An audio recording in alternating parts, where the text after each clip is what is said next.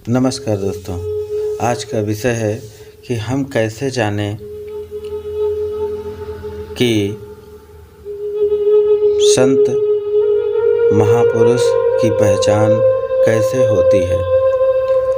वो जो भावातीत हैं, त्रिगुणातीत हैं, उसकी पहचान कैसे हो सकती है। वरन अनेक साधकों, व्यक्तियों, जिज्ञासुओं के मन में यह प्रश्न उत्पन्न होता है कि जो पुरुष प्रकृति के इन तीन गुणों से पार और परे गया है, वो जो भावातीत है, त्रिगुणातीत है, उसकी पहचान कैसे हो। पहला प्रश्न उन लक्षणों से संबंधित है जो एक त्रिगुणातीत व्यक्ति की पहचान बन जाए, अर्थात परमात्मा को प्राप्त जो कर लिया उसकी पहचान कैसे की जाए। दूसरा प्रश्न उसके आचरण को लेकर है, जो उसके आचरण कैसे हो जिसे हम पहचान लें। तीसरा प्रश्न है, तीसरी जिज्ञासा यह है कि मनुष्य किन प्रयासों को करने से त्रिगुणातीत हो जाता है, अर्थात परमात्मा को प्राप्त कर लेता है। एक एक करके समझने का प्रयत्न करते हैं। धन्यवाद मित्रों, आप देख रहे हैं चैनल रूहानी मंथन, जो आपको आत्मी मंथन करने में सहायता करे। यदि आप नए हैं तो चैनल को लाइक, सब्सक्राइब और कमेंट बेल आइकन को दबाएं, जिससे आने वाले प्रत्येक अध्यात्म के विज्ञान को हम समझ सके, अध्यात्म के लगाव को और जिज्ञासा को, ज्ञान को दूर तक हम पहुंचा सकें। आपके पास आने वाले प्रत्येक वीडियो आपके पास पहुंचे। अनेक लोगों को यह भ्रम है कि जो व्यक्ति जीवन मुक्त हो जाता है, जो व्यक्ति त्रिगुणातीत हो जाता है, वह बाहर से कुछ भिन्न हो जाता है। लक्षण कहते हैं कि उन गुणों को है जो बाहर से गिनाए जा सकें। ऐसा पूछने का एक कारण यह है कि हमने इस संसार का वर्गीकरण इस आधार पर किया कि जिसे हम देख सुन पाते हैं। इसलिए लोग रंग, वर्ण, गोरे, काले, शारीरिक, छोटे बड़े आधारों में बट गए, चूँकि हमारे प्रगति के मापदंड बाहरी हैं। अतः आंतरिक जगत के परिवर्तन को भी हम बाह्य लक्षणों के आधार पर ही जांचने लगते हैं और मापने लगते हैं। यदि कोई व्यक्ति गुणों से पार हो जाता है तो यह एक आंतरिक परिवर्तन है, इसका बाहरी लक्षणों से कोई संबंध नहीं। यदि कोई आंतरिक शांति प्राप्त करता है तो वह कौन सा बाह्य लक्षण उसकी पुष्टि करता है। क्या आप जानते हैं, हिंदी में हम दो शब्दों का प्रयोग करते हैं, आकृत और प्राकृत। आकृत बाह्य रचना है, प्राकृति आंतरिक रचना है।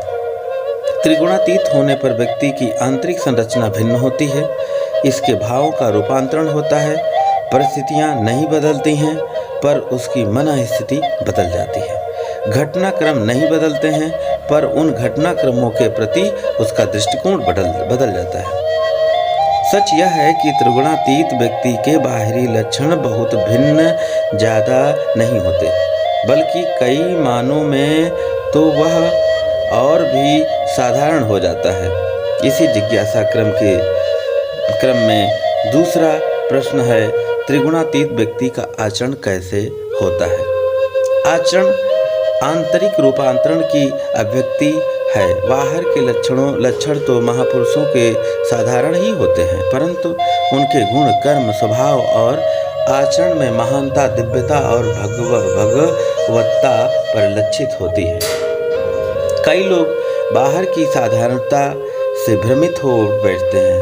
ये सोचने लगते हैं कि इस व्यक्ति में तो कुछ भी विशेष दृष्टिगोचर नहीं हो रहा है, पर सत्य यह है कि महापुरुषों के जीवन की असाधारणता उनके बाह्य आचरण से नहीं, वरन आंतरिक गुणों और आचरण से प्रकट होती है। बाहर से तो वे दिखते हैं, दिखाने का कभी प्रयत्न भी नहीं करते। वे किसी दृष्टि से विशिष्ट हैं उनमें कोई विशिष्ट लक्षण है। इसलिए कई लोग परम पूज्य गुरुदेव जी से मिलते समय यह धोखा खा जाते हैं कि बाह्य लक्षणों में तो कुछ असाधारण नहीं दिखाई पड़ रहा है, जबकि सत्य यह था कि पूज्य गुरुदेव अलौकिक आंतरिक रूपांतरण के कारण थे, जो त्रिगुणातीत हो गए। उसे बाह्य आडंबर करने की कोई विशेष परिधान पहनने की, कोई विशेष केश विलास रखने की आवश्यकता ही क्यों पड़ेगी। ये मूर्खताएं तो मात्र गुणों में उलझे व्यक्तियों के लिए हैं।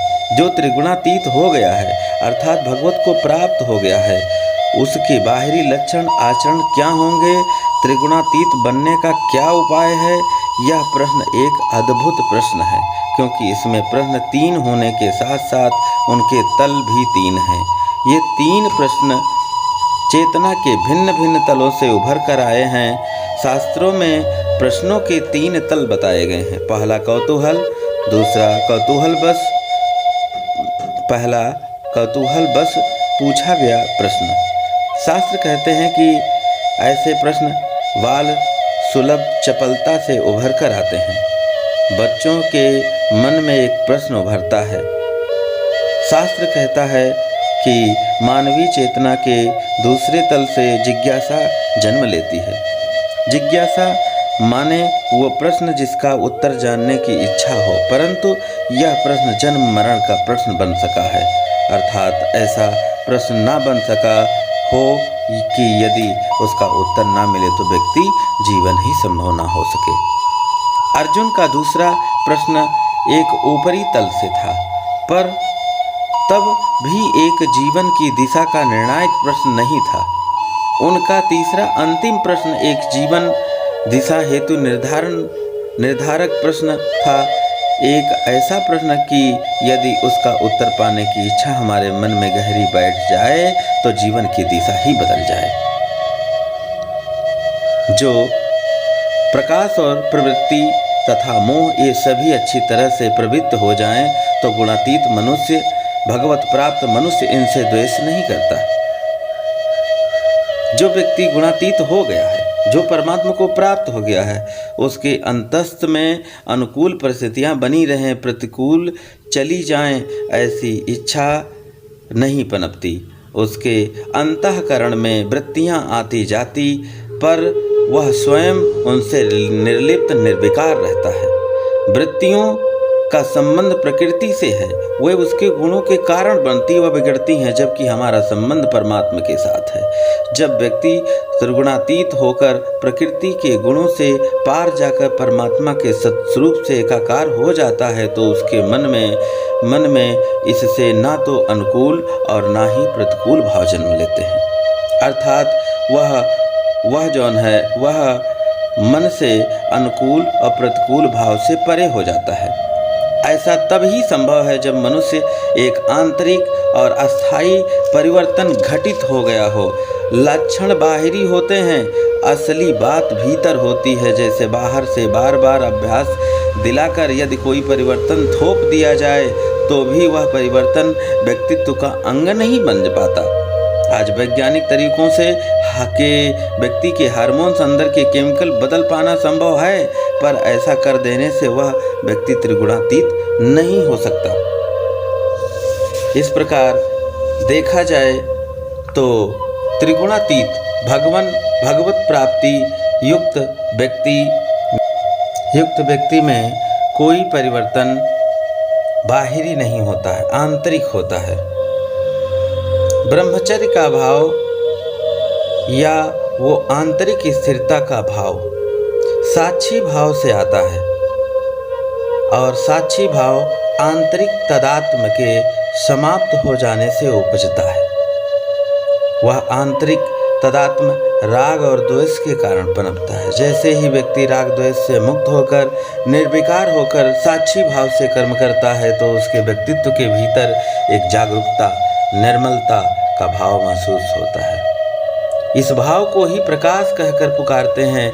वह कहते हैं कि राग द्वेष से मुक्त पुरुष के शरीर, इंद्रिय, अंतःकरण में एक विशिष्ट निर्मलता, प्रकाश स्वरूप प्रकाश रूप में आते हैं।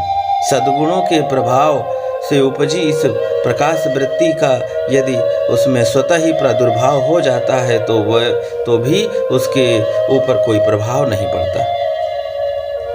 अर्थात इस प्रकार देखा जाए तो कहा गया है, विषय रूपी विषम मार्ग में चलने वाले मलिन बुद्धि को पद पद पर पग पग पर मृत्यु आती है, ऐसा जानो।